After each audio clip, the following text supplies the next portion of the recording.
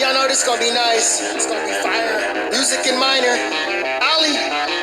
Good evening, everyone. Welcome back once again to Vicious Ransom Crossania. Who YouTube is signing off and imitating never duplicated superstar to descent. Let's go over Raw this week was in OKC, Oklahoma City, home of my beloved executive producer Ali Ben. Make sure y'all check out his music that he provides for the show.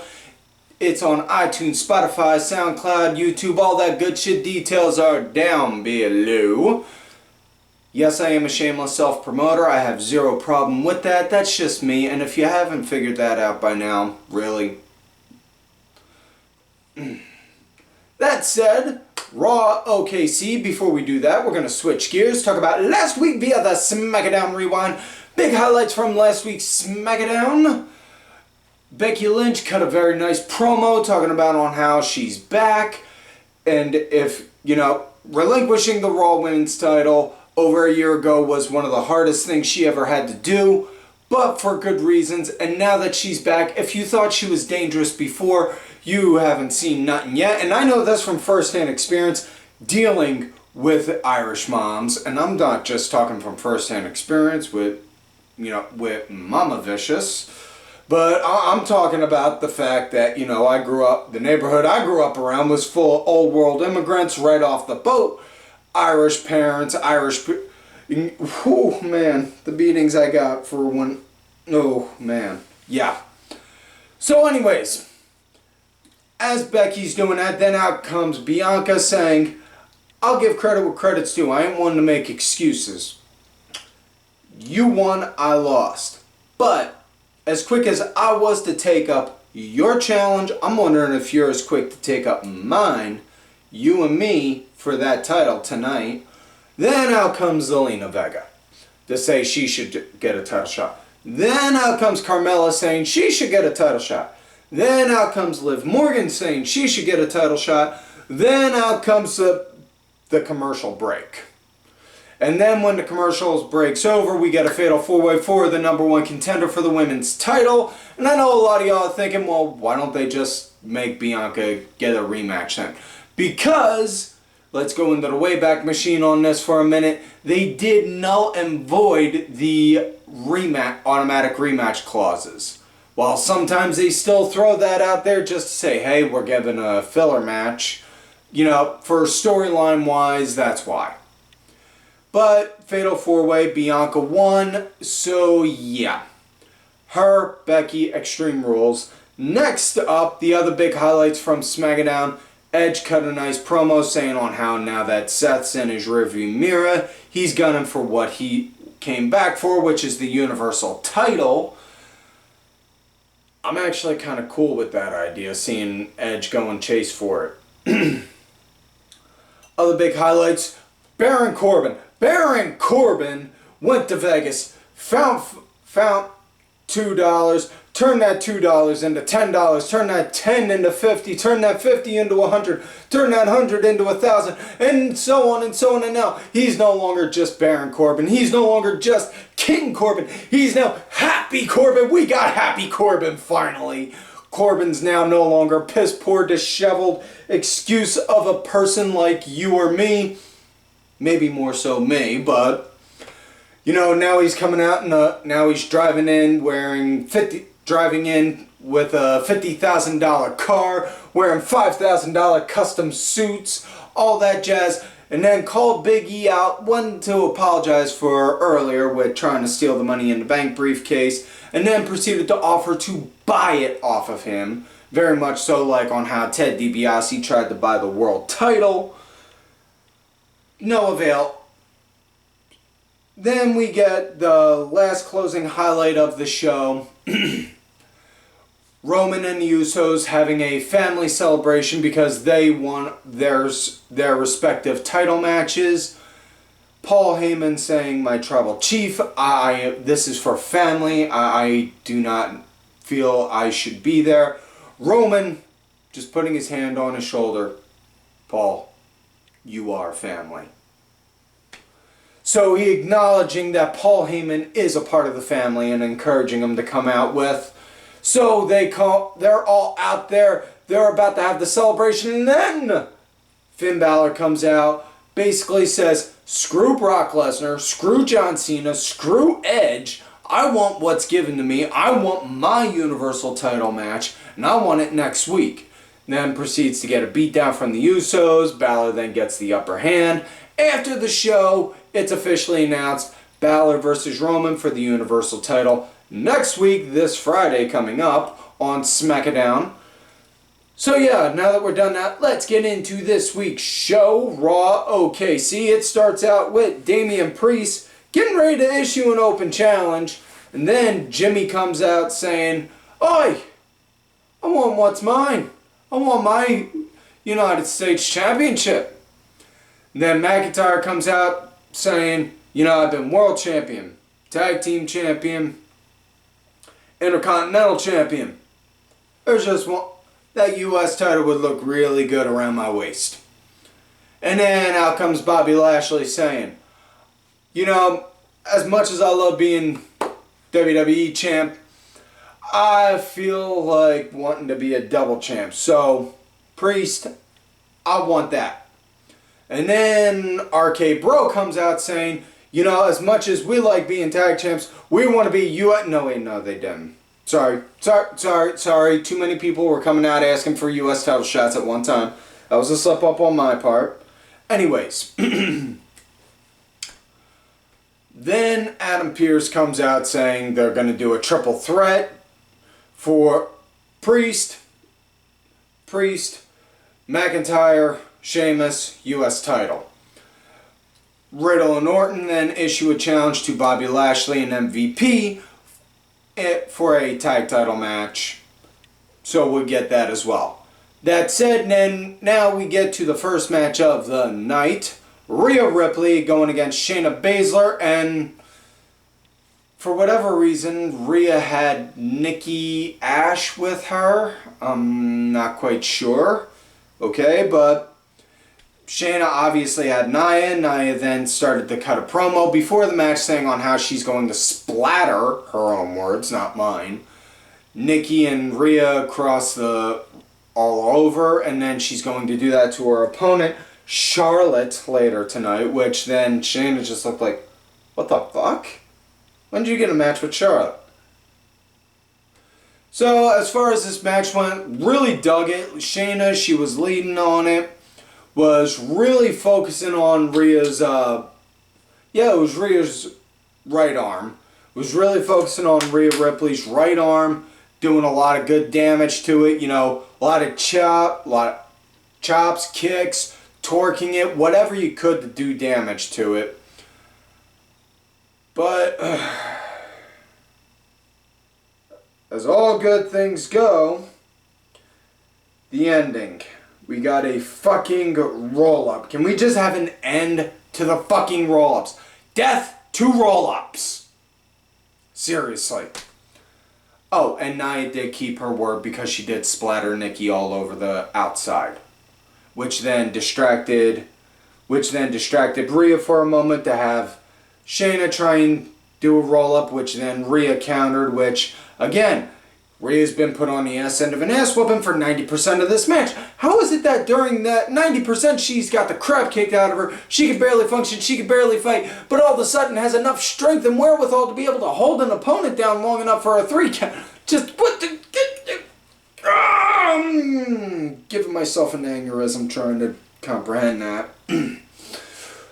Next up, we got tag action. The Viking Raiders going against Jinder and Veer with Shanky ringside, which, I don't know, I honestly thought it would have been nice if it would have had Veer and Shanky, but apparently, having the 7-foot giant motherfucker with them is not compete in the match would be okay, I guess.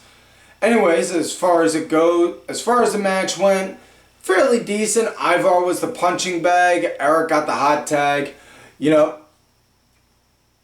was what it was. It was a filler match. And I don't mean that in a disparaging way, because I love the Raiders. I dug their shit in Ring of Honor as War Machine. I absolutely fucking love their shit that they did in NXT. It's just, it was what it was. Sometimes, you know, sometimes your favorites and the ones you like wind up working in fillers. It is what it is. You know, I mean, hell, I did nothing but praise Jinder as world champion. And I still do. I fucking like the Jinder experiment, if you will. But he got put in a filler match. That's all it was. Either way, now we get to the triple threat match. Sheamus, Drew McIntyre, Damian Priest, US title. You know, I never thought I'd see a match where Priest was actually considered the smaller guy out of all of them, because you had Sheamus, who was roughly about 270. You had Drew, who was about 260, and then you had Priest, who was just under 250. So that's that's some big hosses in there doing some shit, man. Now, as far as the match went, a lot of nice double teaming on Sheamus at the start of it, you know. And the one thing that I kind of dug, and I don't know, maybe it's just my weird perspective on how I watched it, but it seemed like Drew and Damian were taking turns dictating the pace when it was, you know, when they were doing the one-on-ones. When it was the one-on-one parts with the match. Like, a little bit with Sheamus, you know, you'd see them leading for a little bit. You'd see, like, Drew leading for a little bit. And then you'd see Priest leading for a little bit.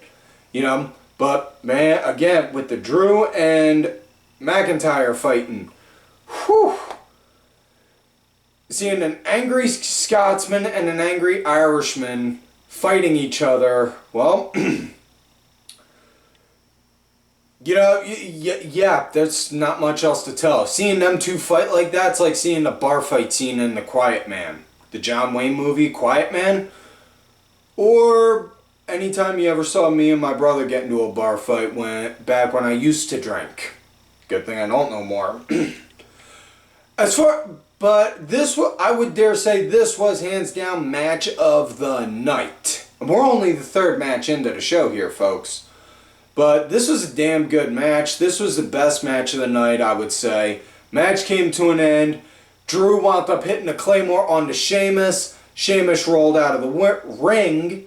And then as he was, McIntyre was trying to chase after him like, no, I need to get you in there to pin you. And it was like, damn.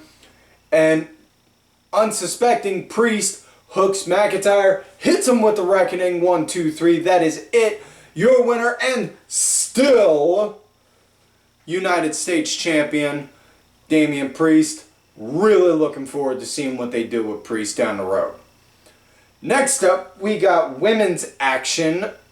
Eva Marie going against Doudrop. Doudrop gets her own little music now, so okay, cool. Like little party music, not like raving like, yeah, but something you could do like, kind of shit too.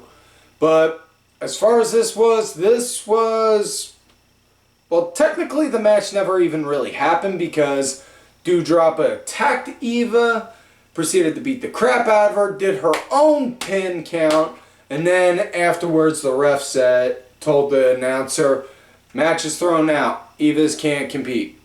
So yeah, we're back to the Eva Marie can't compete part, which... Now I'm just sitting there patiently waiting for the moment where Eva has a wardrobe malfunction and Corey Graves damn near has a heart attack on TV. Yep. Next up we got Karrion Kross going against Humberto Carrillo and... Well, need to address the elephant in the room. What the fuck is up with Kross's outfit? I mean, I get it if that was his idea. Okay, cool and all. But dude... You look like Lord Humongous from Mad Max. I mean, I get a couple old territories used to do that shit back when Mad Max first came out. But what the fuck? Dude, no. No. Please. Just go back to what you did before. Wear the trunks. Have your hands taped up. Just, you know,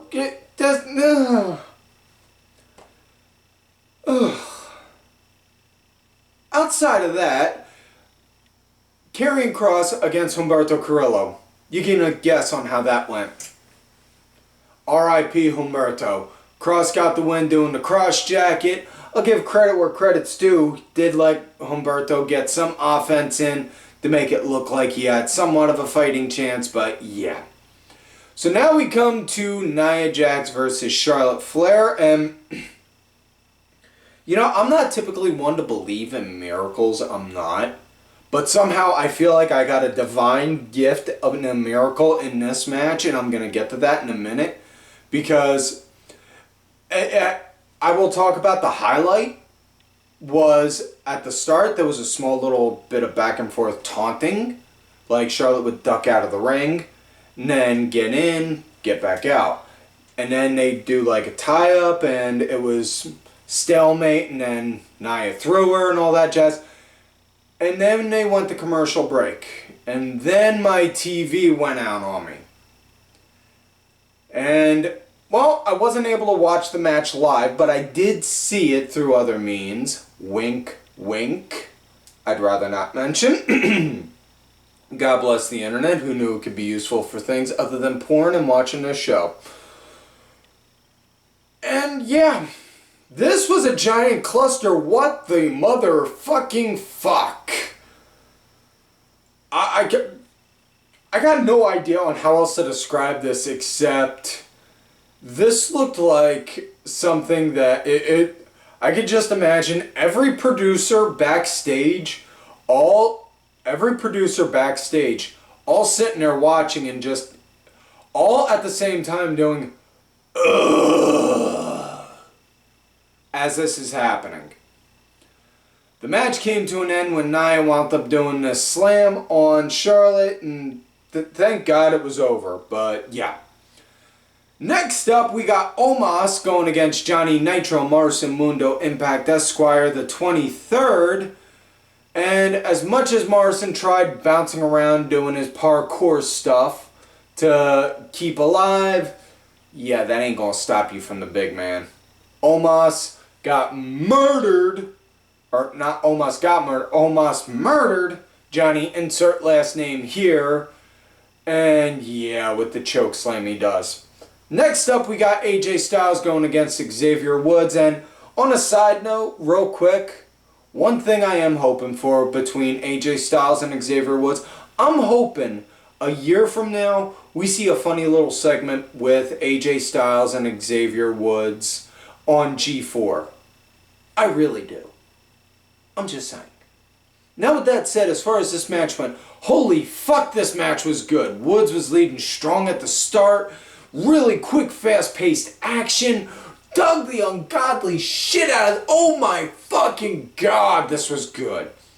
I mean, while I did say the triple threat was match of the night, this was a very, very, very close number two. Like, barely just under. AJ got the win doing the calf killer, and now we get to the main event of the night.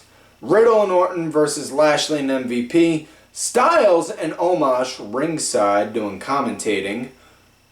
Boy, that's never ominous about something happening. Decent enough match. Faces were leading before... Damn it. Faces were leading at the start into the break. Post-break, Riddle was the punching bag.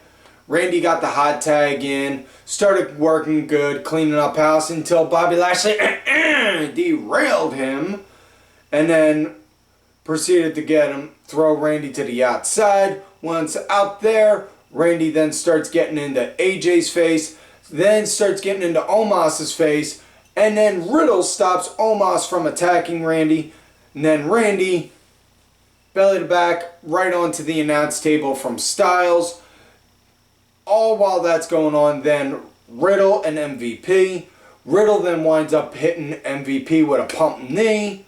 And then does a floating bro. 1, 2, 3. So your winners and still tag team champions, Riddle and Randy Orton. And I'm guessing more than anything we're going to get Riddle and Orton against Styles and Omos at Extreme Rules coming up. Personal prediction. That's it. So, yeah. So, that's it for this week's show, folks. So, don't forget to like the video, subscribe to the channel, go back watch some of the other episodes when you can.